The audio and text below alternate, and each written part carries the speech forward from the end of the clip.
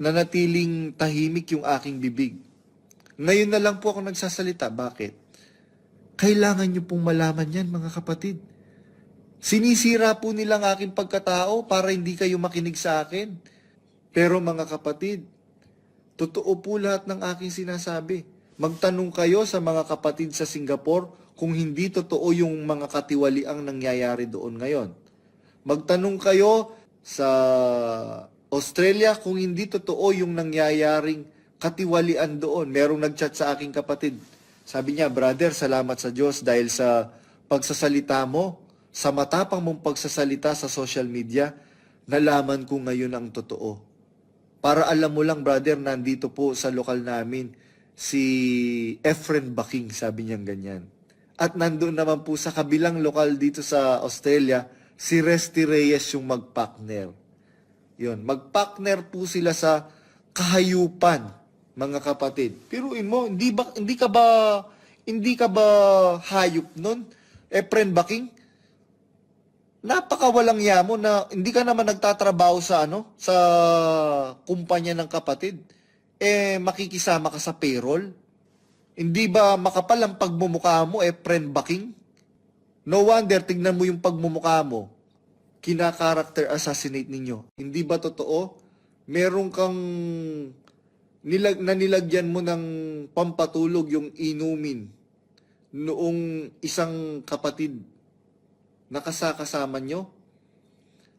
Tapos nung nahimasmasan siya, nakita ka na lang niya na nakasubo. Nakasubo na yung bunganga mo dun sa kanyang pag-aari. Ngayon, pasinungalingan mo yun, Daniel Rason, Bonjing Junior. Yan, Bonjing din yan, Daniel Rason Junior na yan eh. Kapatid na Ellie, hindi siya nag-asawa. Bakit? Huwag mo namang sabihin walang magkakagusto kay kapatid na Ellie. Meron. Marami. Marami. May mga kilala nga ako eh. Diba? Alam namin yun eh. Yun ang isang umalis sa iglesia. May gusto sa kanya yun eh. Diba? Yun ang nagdemanda sa kanya. May gusto rin sa kanya yun eh. Naku, alam namin yun. Diba? Marami yan. Kasama kami ni Brad Ellen noong mga panahon na yun eh.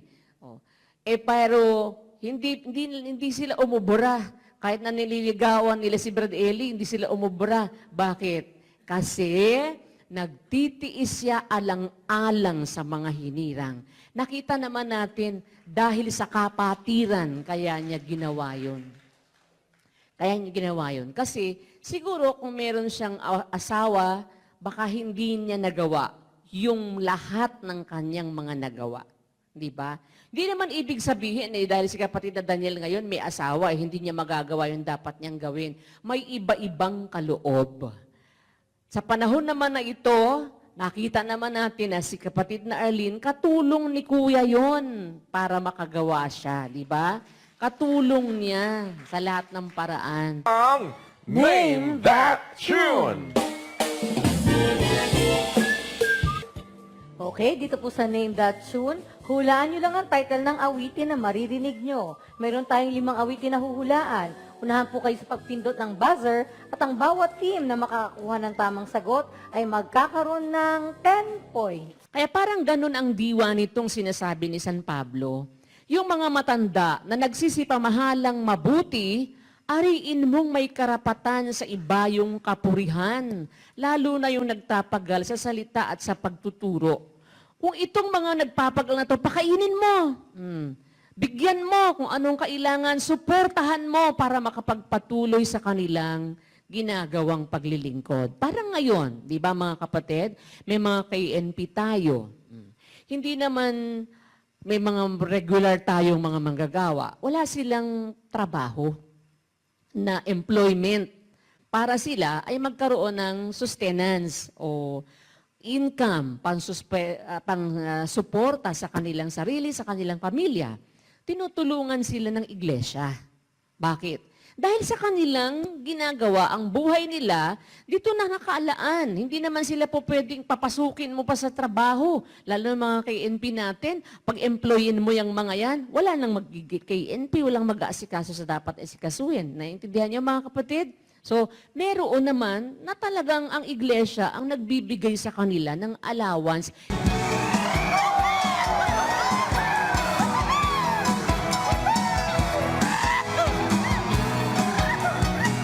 Bro, mabuti hindi ka tulad ng mga KNP na mga asong duwag at matatakaw. Sana merong KNP na maging tulad mo. Meron po, merong KNP na katulad ko. Hintayin nyo lang po. Ipanalangin po natin na samahan sila ng Diyos. Hintayin nyo lang po. Hindi po lahat ng KNP mga tiwali. Meron pong mga KNP maayos. Hintayin nyo lang po mga kapatid. Lilitaw po yan at hindi po papayag ang Diyos na sa mga KNP puro tiwali. Hindi po ganun ang Diyos. Diba totoo na tumatanggap ka sa kapatid na yon na merong kumpanya na 45,000 a month? Hindi mo mapapasinungalingan yan, Efren Baking. Kaya nga nakapagpagawa ka ng mansyon eh. Saan ka kukuha ng pagpapagawa ng mansyon? At saka bakit ikaw ang nagbibigay ng pera? Hindi ba nung buhay si Brad Ellie, binoljak kayo ni Brad Ellie? Dahil ibinili nyo ng sasakyan si Brad Candong, kayong dalawa ni Resty Reyes. Bakit kayo ang bibili ng sasakyan para kay Brad Candong? Hindi ba yun kayang bilihin ni Brad Ellie para kay Brad Candong? O nagpapalapad kayo ng papel para makuha ninyo ang simpatsya ni Brad Candong? Kaya di po ba pinagkaisahan nyo si Brad Candong? Di po ba? Hindi nyo may kakailayan dahil si Brad Candong hindi siya maka-Daniel Rason. Si Brad Candong maka-Diyos siya. Kapag maka-Diyos ka, ang loyalty mo sa Diyos, susundin mo yung utos ng Diyos. Nanatiling tahimik yung aking bibig. Ngayon na lang po ako nagsasalita. Bakit? Kailangan nyo pong malaman yan, mga kapatid. Sinisira po nilang aking pagkatao para hindi kayo makinig sa akin. Sinisiraan po nila yung aking pagkatao para mawalan ako ng kredibilidad. Pero mga kapatid, totoo po lahat ng aking sinasabi. Magtanong kayo sa mga kapatid sa Singapore kung hindi totoo yung mga katiwaliang nangyayari doon ngayon. Magtanong kayo sa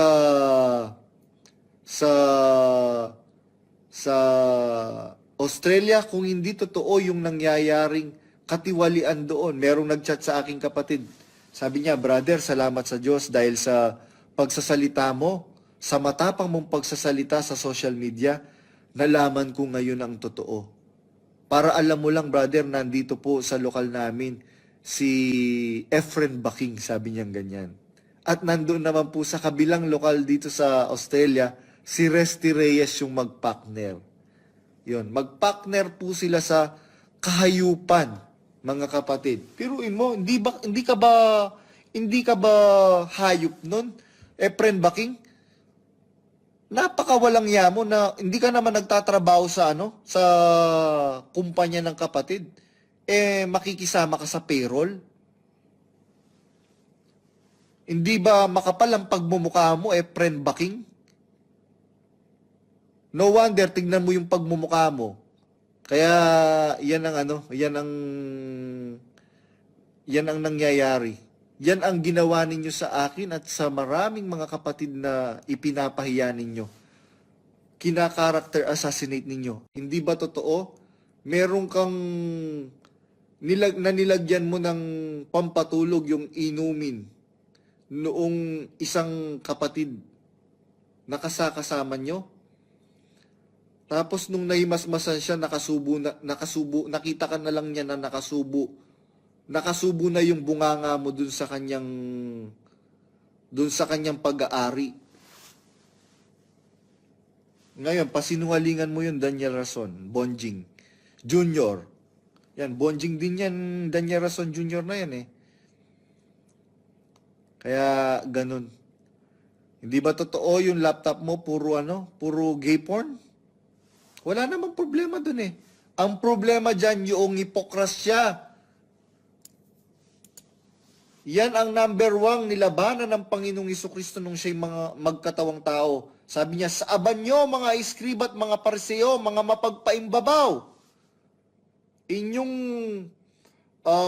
binibigyan ng ikapu, ang yerbabuena, ang komino, etc., etc. At pinawawalang halaga ang pinakamahalagang bagay ng kautusan. Hindi bagat ang katwiran, ang pagkahabag, at ang pananampalataya, sabi ng banal na kasulatan. MCGI, walang iba!